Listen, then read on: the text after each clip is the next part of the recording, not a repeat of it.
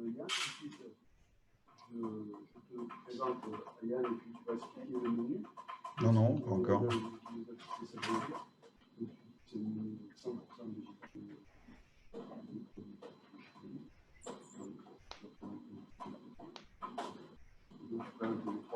Allez, antenne dans 1 minute.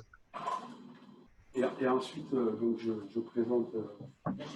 Enguerrand, Gérard, à mon top, tu montres le live. On commence par quel vin? Alors, rosé, rouge et vin doux. D'accord. D'accord. Rosé, ok, génial. Et Yann, vous attendez que Gérard rentre dans l'image et vous appelle pour commencer à parler.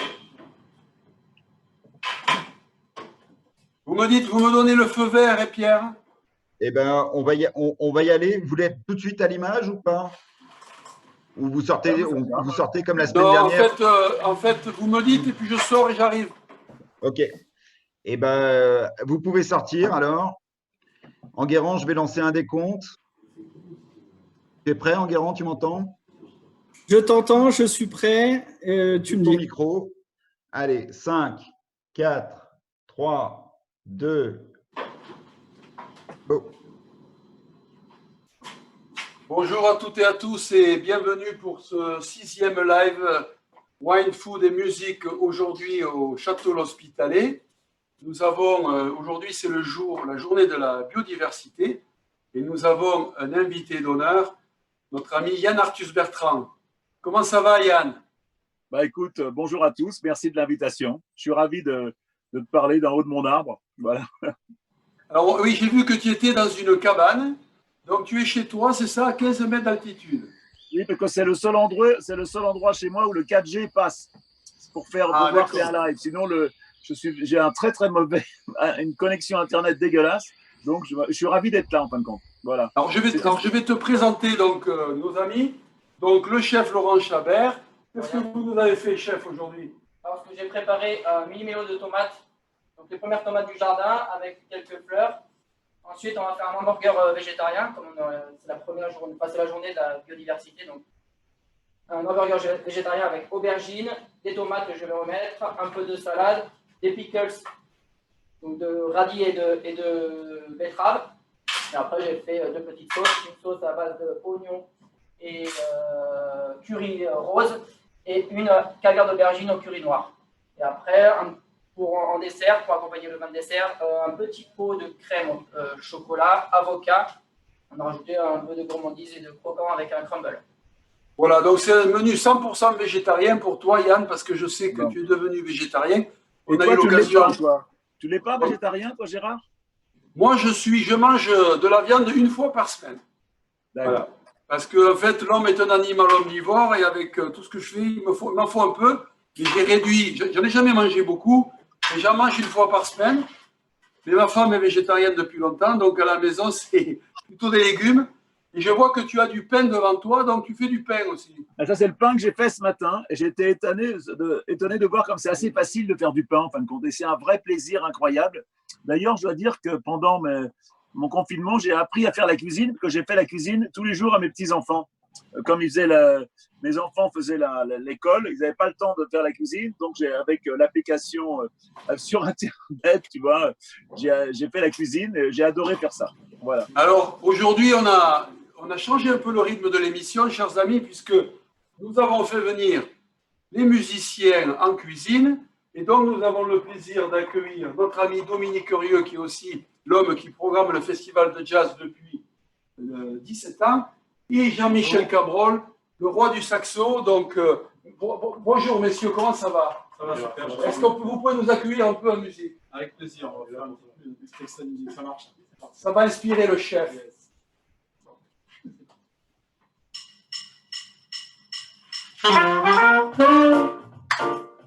Yann,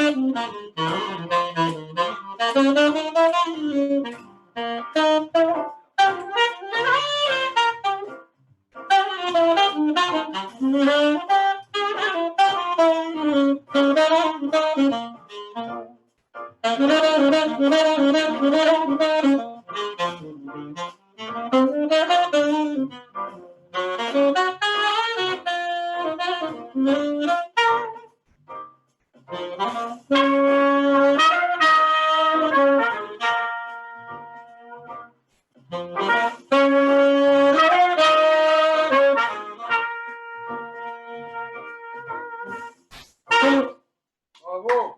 Merci beaucoup. Merci. En forme, les gars.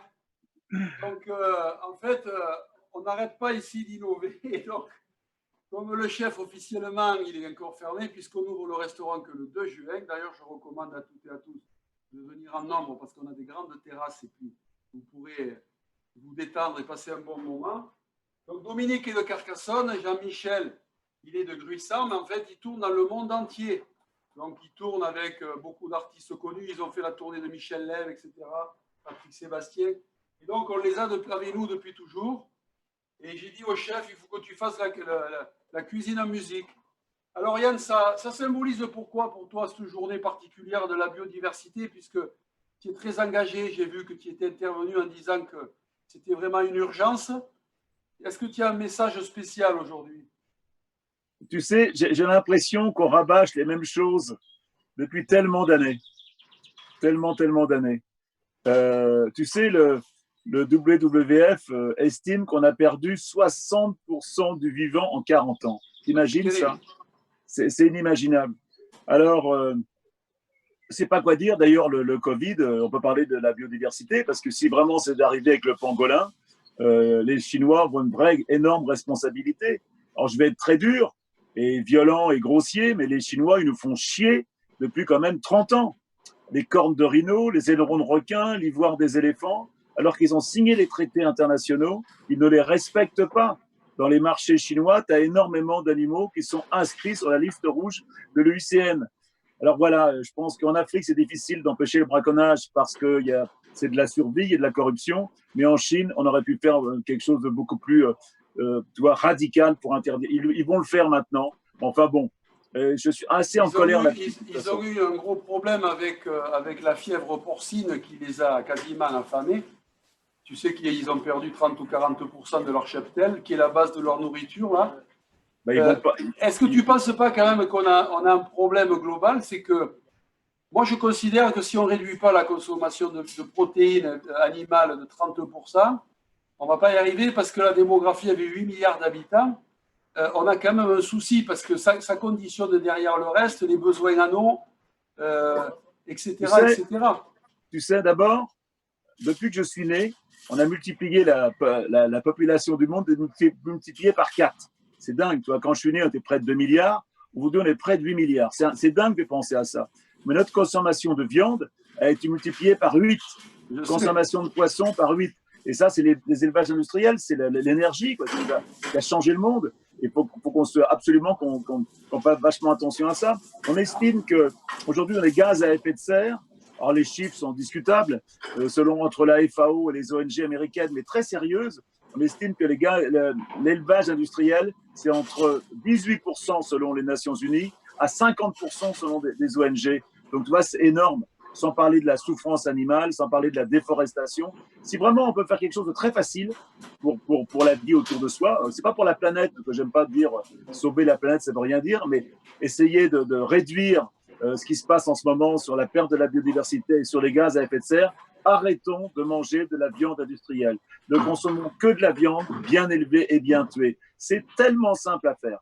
Tellement Oui, simple à faire. je suis d'accord avec toi. Et en plus, c'est pas un effort très important parce que, honnêtement, quand on apprend à manger aujourd'hui, parfois on mange un steak végétal, on ne s'en rend même pas compte tellement qu'il y a du goût, etc. Donc, il faudrait apprendre aussi à cuisiner différemment et manger aussi des produits de saison. Parce que, Et tu sais, les protéines végétales, les haricots, les lentilles, avant, Les pois dans les chiches. années 50, les pois chiches, les Français en consommaient, écoute ce chiffre, on consommait 80 kilos par personne. Aujourd'hui, on en consomme 17 kilos. C'est oui. vrai qu'aujourd'hui, mais c'est plus facile de manger de la viande, c'est bon la viande, il faut le reconnaître, mais derrière la viande, il y a beaucoup d'autres choses, où il y a la souffrance animale, il y a la déforestation, Et puis- donc il faut et essayer puis- de faire attention. Bien Voilà. sûr, je suis d'accord, même au niveau du poisson. Et je pense aussi qu'on jette trop, donc on peut apprendre. Moi, je me souviens, ma grand-mère, on jetait rien et le soir, on mangeait les restes de midi. Et tu sais ce qui est drôle, c'est que pendant ce Covid-là, en fin de compte, on a vécu avec l'essentiel, hein, tu vois, en nourriture. Et on était très contents, en fin de compte. On n'avait pas besoin d'avoir des choses compliquées à consommer. Et on s'est aperçu que l'essentiel nous suffit, en fin de compte. Tu Oui, vois. c'est pour ça qu'il y a besoin. En fait, on a trop de tout. Et le fait de reprendre un peu goût aux choses simples, si ça permet de faire évoluer, c'est une bonne chose. Voilà. Et puis, Yann, puis on a aujourd'hui, Yann, on va boire 3 vins qui sont tous les 3 qui sont bio ou en biodynamie. Je te propose qu'on boive un petit coup avec le premier qui est le domaine de Villemajou Rosé, nouveau Bon. millésime 2019, qui est certifié Déméter. Donc on va donner un coup à Alors, boire. dis-moi ce que ça veut dire Déméter, s'il te plaît, parce que Oui, ça, je vais t'expliquer. c'est des mots un peu compliqués. Qu'est-ce que ça veut dire Déméter? Alors Déméter, d'abord, comme tu sais, c'est la déesse de la fertilité. D'accord. Donc c'est un logo qui a été choisi par les vignerons biodynamistes pour être le logo référent dans le monde entier. Donc en fait, tous les vignerons qui sont en biodynamie, ils ont 2 logos au choix. Ils ont Déméter ou Biodivin. À la fin, il n'y a pas une feuille de papier à cigarette entre les deux, mais c'est la pluralité qui fait la richesse. Et donc, ça, c'est la biodynamie, c'est la philosophie qui a été développée par Steiner. C'est qu'en plus d'être bio, on travaille avec les cycles de la Lune et des planètes. Et donc, on n'amène que des ingrédients naturels. Et on travaille avec la dynamisation de l'eau. On crée le vortex. Comme tu es venu, quand tu es venu, tu sais, je t'avais montré, donc on laisse de l'herbe dans les vignes jusqu'au mois de mai, là. Voilà. Et donc, on a des sols beaucoup plus vivants, le sol et le sous-sol surtout. Voilà. Et ça permet d'avoir des vins avec encore plus de fraîcheur, de minéralité. À la tienne, hein? Est-ce que tu as réussi à convaincre tes voisins de travailler en bio? Oui, aujourd'hui, on a de plus en plus de demandes. Donc, dans le Languedoc, il y a près de 10% des vignerons qui sont en bio aujourd'hui. Dis-moi, ce vin-là, c'est beaucoup plus cher qu'un vin normal, qu'un vin non bio ou pas? Comment? Est-ce que ce vin est beaucoup plus cher qu'un rosé normal? Non, enfin nous, on était sur le domaine, donc le prix n'a pas changé puisqu'on est sur des vins premium. Mais globalement, si tu veux, ça coûte à peu près 20 à 25% plus cher à produire, surtout les premières années parce qu'il faut s'équiper. Il y a des besoins de main-d'œuvre beaucoup plus importants. Mais après, on arrive à s'y retrouver. Au bout de 4-5 ans, on arrive à bien s'y retrouver. Et alors, chef, qu'est-ce qu'on va manger pour commencer? Tu peux nous montrer? Alors, on le voit là. Donc, le chef, il nous a préposé quoi alors? Alors, un millimilo de tomates. Donc, on a la tomate ananas, plusieurs tomates, la cœur de bœuf, on a une green zebra, une black zebra, olive tagache. Enfin, chercher les olives en Italie parce qu'elles sont beaucoup plus fortes en goût. Et après, j'ai apporté quelques herbes. Donc la capucine qui va apporter le goût poivré et la bourrache, le côté un peu iodé. J'ai mis un petit peu d'huile d'olive du domaine, fleur de sel de Gruissant. Voilà, tout simple. Voilà, parce qu'on fait aussi de l'huile d'olive ici, et ensuite on fait du miel, tu vois, parce que Narbonne était la capitale du miel dans le monde du temps des Romains. C'était le miel de Narbonne qui était réputé, c'est le miel à base de romarin. Et on a mis des ruches dans tous nos domaines, et donc on fait des miels qui sont formidables parce que forcément le territoire des abeilles est assez large, et donc on travaille là-dessus pour favoriser tout ça, la pollinisation, parce que c'est très important pour nous. Et en fait, avoir du miel comme ça qui est fait dans les vignobles, ça donne des arômes assez subtils.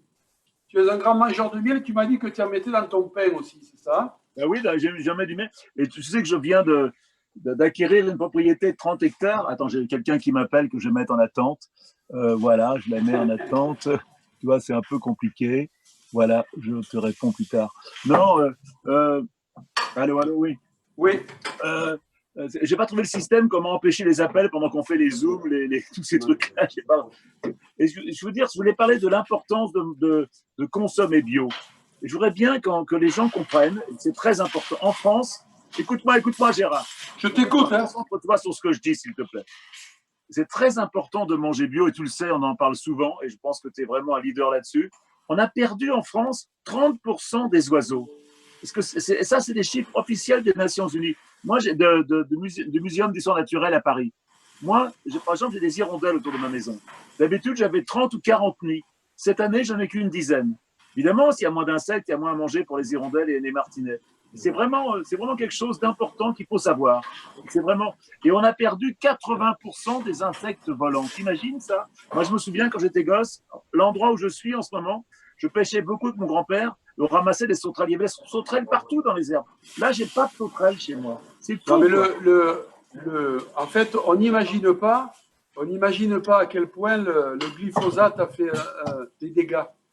Parce que moi, j'ai un voisin là, qui a arraché ses vignes depuis 10 ans et l'herbe pousse toujours pas. Et donc, il me dit, j'ai toujours pas de sol vivant. Donc, en fait, ça devait être fait que le glyphosate ne soit pas utilisé. Donc, il y a un moratoire là-dessus. Je pense que dans la viticulture, nous, on doit être exemplaires parce que le vin, c'est un produit. On n'est pas obligé d'en boire pour vivre. Et quand on en boit, il faut boire du bon, ce qui est le cas depuis maintenant 20 ans, puisque la France a fait des progrès considérables sur la qualité.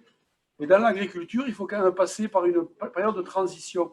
C'est pour ça qu'il faut que toutes les centrales de distribution soient impliquées sur une révolution agricole. Parce que je pense, tu le dis, je pense que la crise, moi je vois en Occitanie, la présidente de région veut favoriser la relocalisation.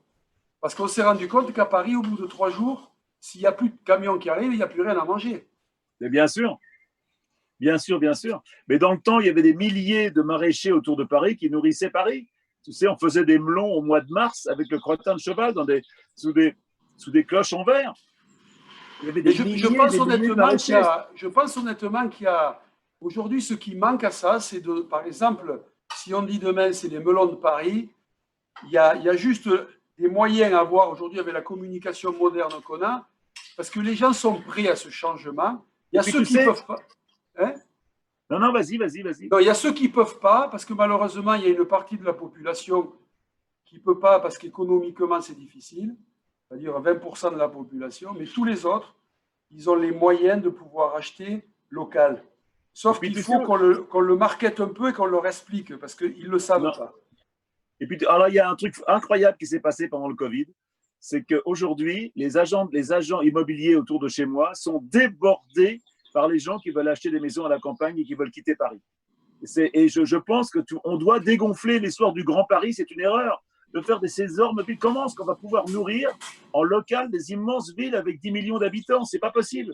C'est pour ça qu'il faut dégonfler les grosses villes, donner plus de liberté aux régions avec des villes de plus en plus importantes. J'en suis absolument persuadé. Il faut recréer la ville à la campagne. Il faut un peu développer les villes intermédiaires.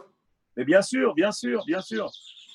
C'est pas en faisant des maraîchers sur les toits. C'est pas ça qui va changer. Il faut vraiment vivre à la campagne. D'abord, moi, de toute façon, je pourrais pas vivre à Paris. Moi, j'ai vécu pendant 20 ans à Paris. Moi, j'aime pisser dehors, j'aime marcher pieds nus dans l'herbe, j'aime avoir un chien avec moi. Donc voilà, je trouve que la vie à la campagne, ça n'a rien à voir avec la vie dans Paris. Et si on a le luxe de pouvoir le faire. Voilà. C'est aussi des choix. Alors, chef, est-ce que tu es prêt? Qu'est-ce que tu vas nous faire goûter? Là, j'ai préparé un hamburger végétal. C'est joli, là, tu le vois, il y a un hamburger végétal. Gérard, je trouve ça dégueulasse de faire des choses qui ont l'air si appétissantes et moi d'être là comme ça, à tirer la langue, à saliver. Non, mais tu as du bon vin et tu as du pain, mais je suis désolé, il y en a pas te l'envoyer par. C'est vraiment pas sympa de ta part. Par une clé USB, peut-être. Ça te plaît ce qu'il fait? C'est magnifique ce qu'il fait. Bon, on va goûter le vin nature, là, non? Oui, alors là, on va goûter, mais on va d'abord, le chef nous présente un peu ce qu'il fait.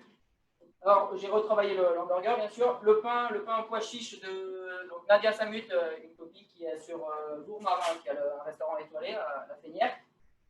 Aubergine poêlée, une petite compotée d'oignons avec du curry corail. J'ai trouvé ce matin, c'est vraiment extraordinaire. Là, je fais un caviar d'aubergine avec un curry noir. Après, on va rajouter, pour avoir un peu plus d'acidité, une transparence de betterave. Quelques transparences aussi de radis. Et ensuite, j'ai poêlé la tomate. Toi, tu te poêles, oui. Une petite tomate. Quelques feuilles de laitue. Voilà. Et là, l'hamburger, il est terminé. C'est beau, hein? Ah, je le regarde goûter. ça de tout près, là. Je viens de tout près de l'écran pour voir tout ça, là. Est-ce que tu me vois baver par terre, là? Donc, Yann, on va goûter le Naturae, qui est ton vin préféré. Ah, moi, je bois que des vins nature, tu sais. Cabernet Sauvignon 2019. Parce que ça sent le raisin, ça sent le jus de fruits, ça. C'est pour ça que j'aime Voilà. ça dans ces vins. Ça pète le fruit, hein, à la tienne. Ah, cher j'adore, ami. j'adore. Moi, je bois que ça, tu sais ça. Alors ça, Yann, donc l'Hospitalet, le Villemajou est disponible à notre boutique à l'Hospitalet et à la boutique online. Pour tous qui achètent la semaine prochaine, ils Toi, auront tu fais de une la pub. remise. Toi, tu es là en train de faire de la pub pour ton vin, j'y crois pas. Non, mais parce que je vais expliquer que ça, c'est chez nous, et celui-ci, il est disponible dans tous les supermarchés de France. Et c'est une bouteille de vin qui coûte 7 €, donc c'est un très, Ça, très c'est le bon vin rapport nature. qualité-prix. C'est le C'est vin la nature, bio, sans sulfite et vegan. Mais ça, c'est génial. Ça, c'est vraiment. Mais est-ce que tu en vends beaucoup? C'est la première marque de vin au monde en vin nature. On en vend aujourd'hui dans 50 pays au monde. Et les gens, de plus en plus, Ben, bien adorent sûr, ce bien goût parce sûr. qu'il y a l'explosion du fruit comme ça, tu vois, c'est vibrant en bouche. Et on a démarré, nous, il y a 10 ans. Donc C'est que ça a moi, été je crache pas le vin quand je goûte, là. Je bois, vraiment. Non, moi, je crache à l'intérieur. Ah, j'adore. Alors, est-ce que... Rien que de sentir, c'est génial. Rien que de sentir. Alors, nos amis vont nous faire un petit morceau. Pendant que je goûte à ta place.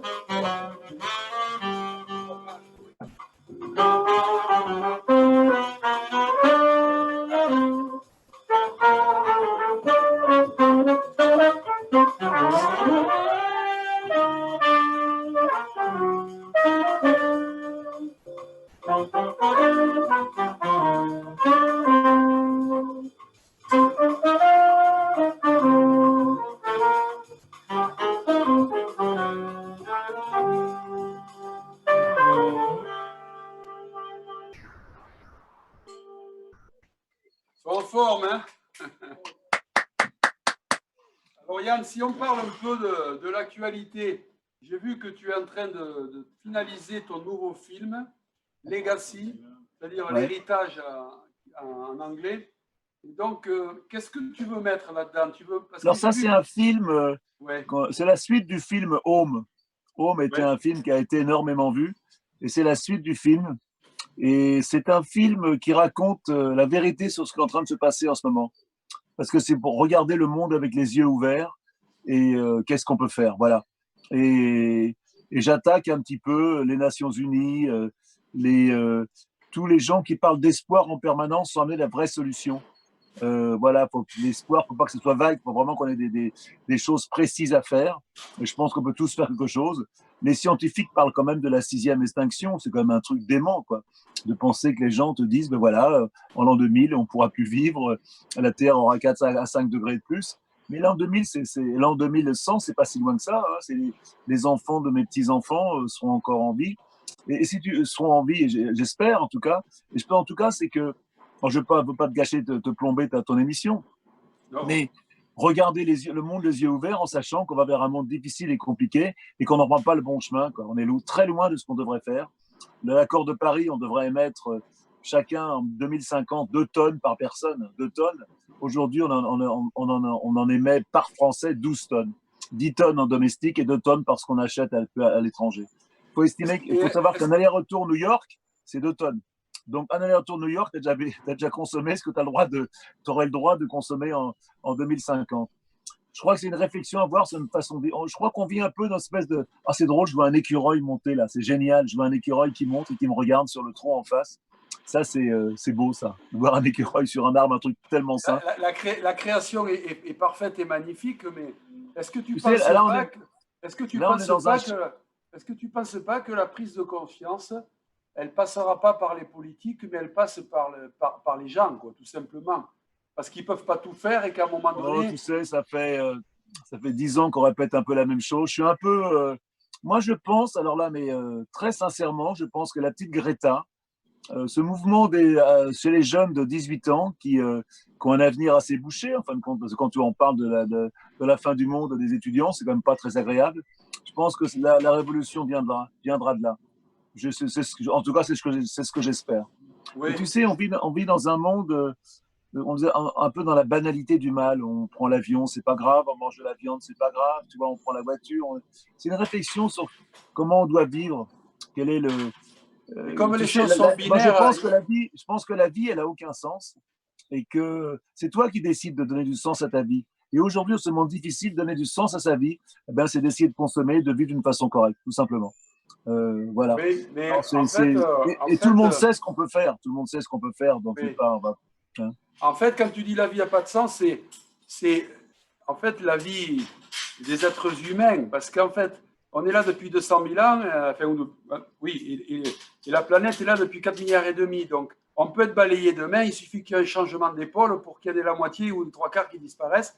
Pour rien, c'est qu'on pousse la nature vers les limites, mais moi je pense que la nature se protégera à un moment donné, quoi.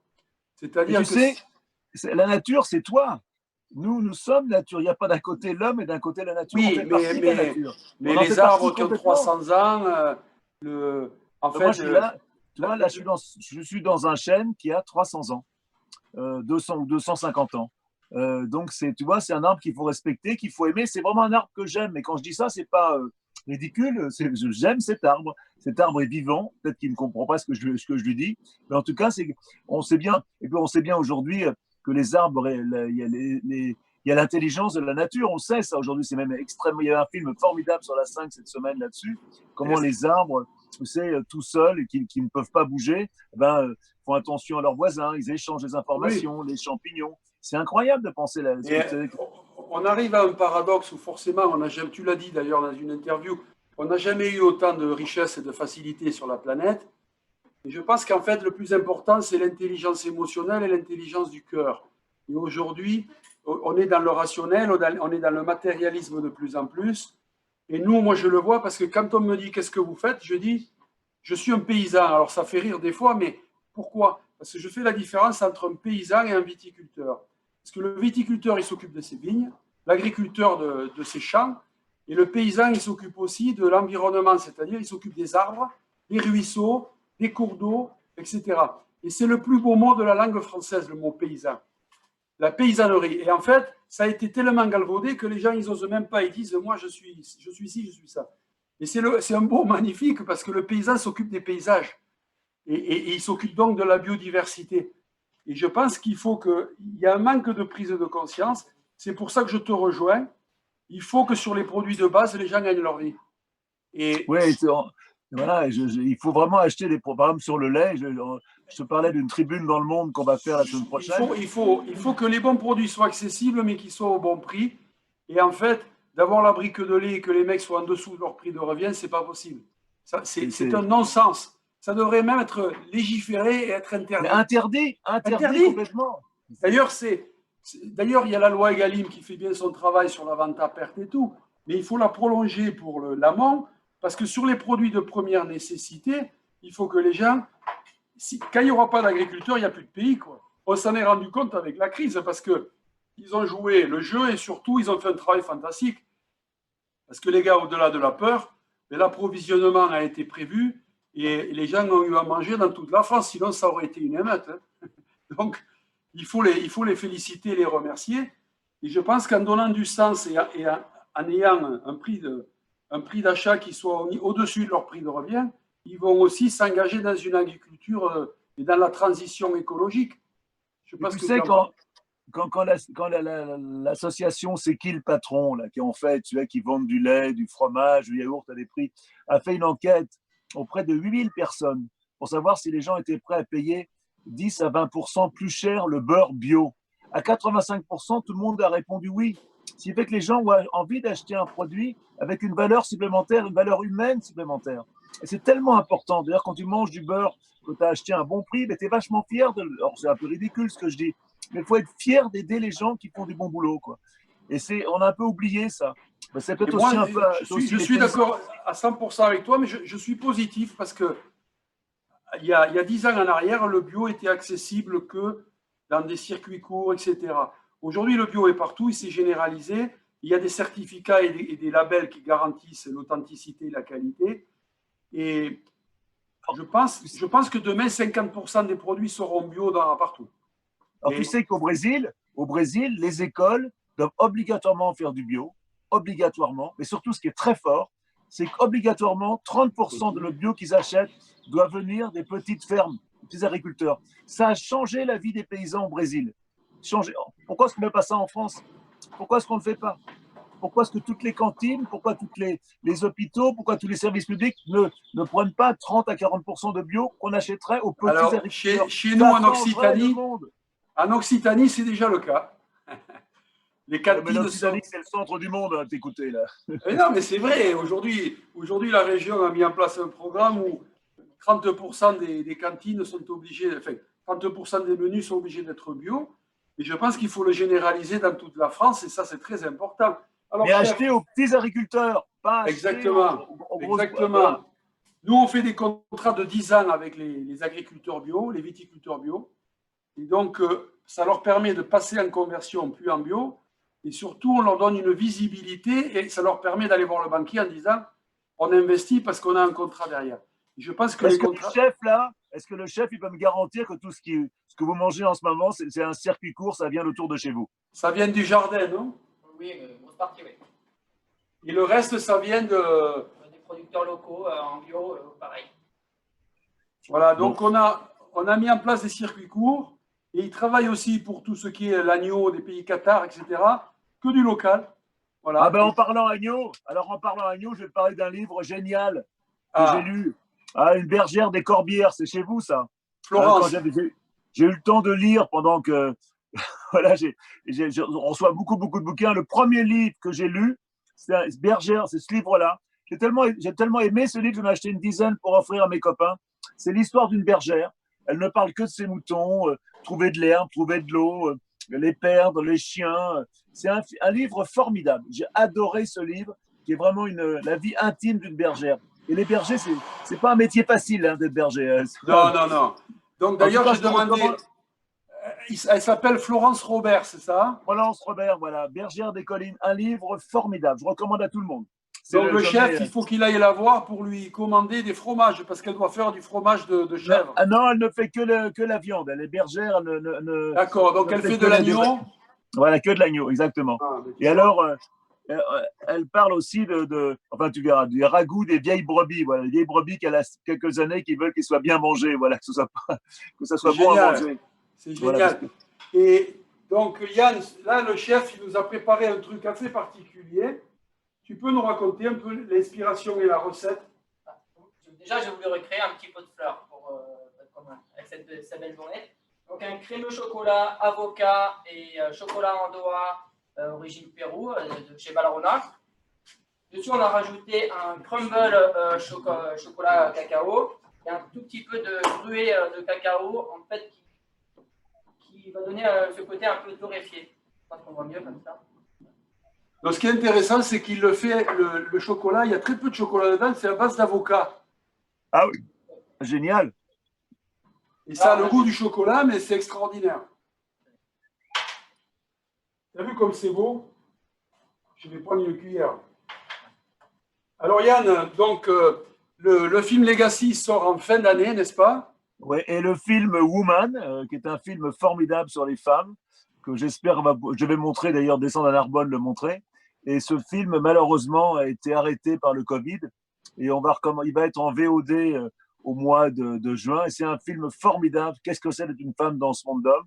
Et moi, je peux te dire que c'est un film qui m'a fait changer complètement le regard sur les femmes de ma vie. Voilà, parce que les femmes ont beaucoup plus d'épreuves à passer que les hommes. Et surtout, les femmes ont cette capacité d'aimer, de protéger, que je pense que nous, les hommes, on n'a pas. Et la Pachamama. La Pachamama. Exact. Tu vois que toutes les héroïnes de l'environnement sont des femmes. Hein. De Carlson qui a dénoncé le DDT aux États-Unis, Vandana Shiva, tous les gens qu'on connaît par cœur, Diane Fossey, jusqu'à Greta, ce sont des femmes. Voilà, il y a quelque chose. Donc c'est un film que je vous conseille à tous qui va ressortir en VOD, c'est-à-dire sur le net. Malheureusement, on a été stoppé net par le virus. Voilà. Et c'est vrai que ton ami James Goodall que tu m'as présenté là, j'étais venu pour quand vous aviez fait cette présentation là.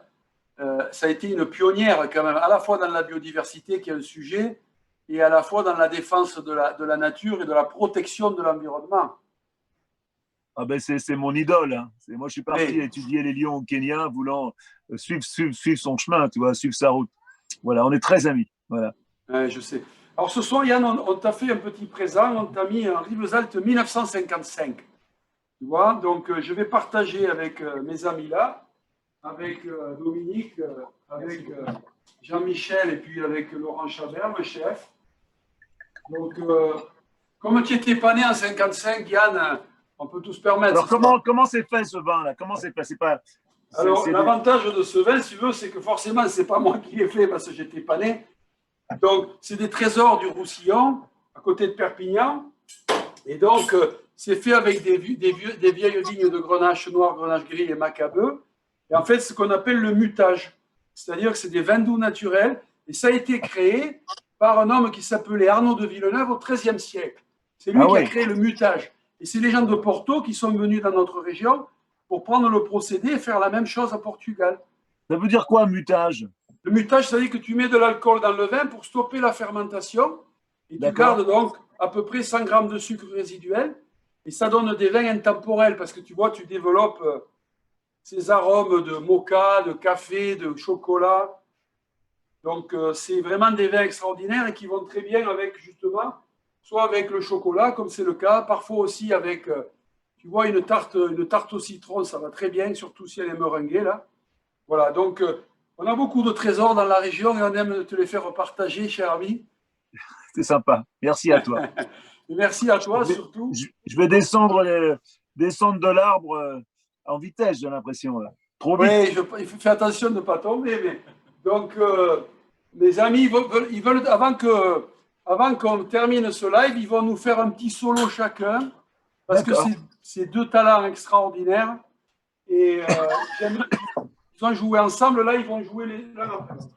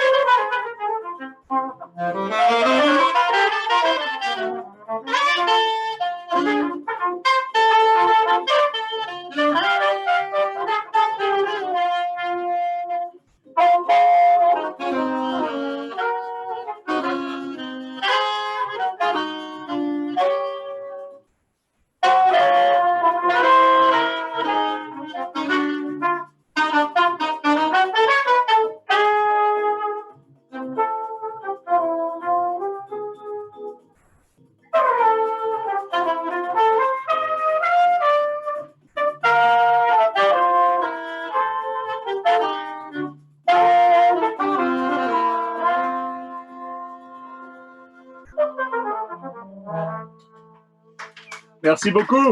Ouais, super. Yann, c'était un grand plaisir. Tu sais, je vais juste te rappeler que au Château L'Hospitalier, actuellement, et on va prolonger, on a ton exposition, 17 objectifs pour sauver la planète. Donc, il y a une superbe exposition de... Oui, alors, il faut que tu saches que ces photos, les photos que tu as, ce sont aussi des posters qu'on a envoyés dans toutes les écoles de France. Toutes les écoles de France peuvent vous recevoir gratuitement. Il suffit d'aller dans les centres canopés, qui sont les centres de pédagogie, de documentation pour les écoles. Vous pouvez retirer les 17 posters ODD que la Fondation a produits pour tout. ODD, ça veut dire Objectifs de développement durable. Ce sont les objectifs qu'ont signé la France avec les Nations Unies. Et c'est des photos que nous donnaient les photographes. C'est vraiment une très, très belle expo. Donc, s'il y a des professeurs qui m'entendent, des gens d'écoles, même des maisons de retraite, des mairies, n'hésitez pas à aller les demander dans les centres canopés. Ou alors, vous les demandez à la Fondation Cool Planet et on vous les envoie avec plaisir. C'est gentil, Yann. Tu sais, avant de raccrocher, je voudrais remercier nos amis, donc Jean-Michel Cabrol, Dominique Rieux, le chef Laurent Chabert, et vous donner rendez-vous donc vendredi prochain à la même heure pour une autre surprise. Merci à toi. Il me tarde de te voir, de venir dans ta cabane. À bientôt, merci, je t'embrasse. J'espère venir vous voir aussi. Je prends Ouais, plus l'avion maintenant, donc je prends plus l'avion, donc je peux me déplacer en France, avoir le temps de venir En train, vous ça voir. va vite. Je vous embrasse et je vous aime tous. À bientôt. À Vous me bientôt. manquez. Ouais. Ciao. Salut, monsieur. Ciao, merci. Merci.